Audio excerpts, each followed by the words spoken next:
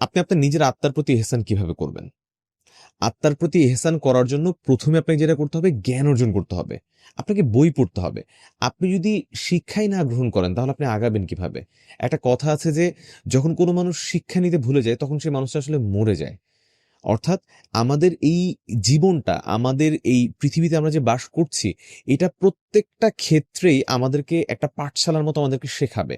আমরা যত এই পাঠশালা থেকে শিখতে পারবো, তত বেশি আমাদের জন্য, এবং সেই শিক্ষাটাকে আমরা বাস্তবায়ন করতে পারবো, তত বেশি এটা আমাদের জন্য ফলপ্রসূ হবে। আমরা ভালো করতে পারবো। নিজের আত্মার প্রতি ইহসান করতে পারবো।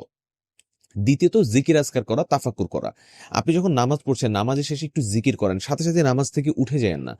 আল্লাহ তাআলার সাথে কথা বলছেন, এবার একটু অপেক্ষা করেন, রিল্যাক্স হন, কিছু জিকির আজকার করেন।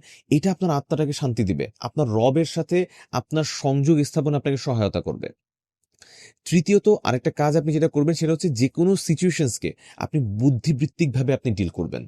একজন একটা কথা বলে গেল, হুজুগে জাস্ট ওই জিনিসটাই আপনি ডিসিশন নিয়ে নিলেন, তার মানে কিন্তু আপনি নিজের প্রতি ইহসান করছেন না। আপনি শুনেন, আপনি ভাবেন, আপনি আরো ১০ জনের পরামর্শ নেন, তারপরে আপনি ডিসিশন নেন। এবং আল্লাহ নবী করিম সাল্লাল্লাহু আলাইহি সাল্লাম আমাদেরকে সবসময় উৎসাহিত করছেন আমরা যেন পরামর্শ করে কাজ করি।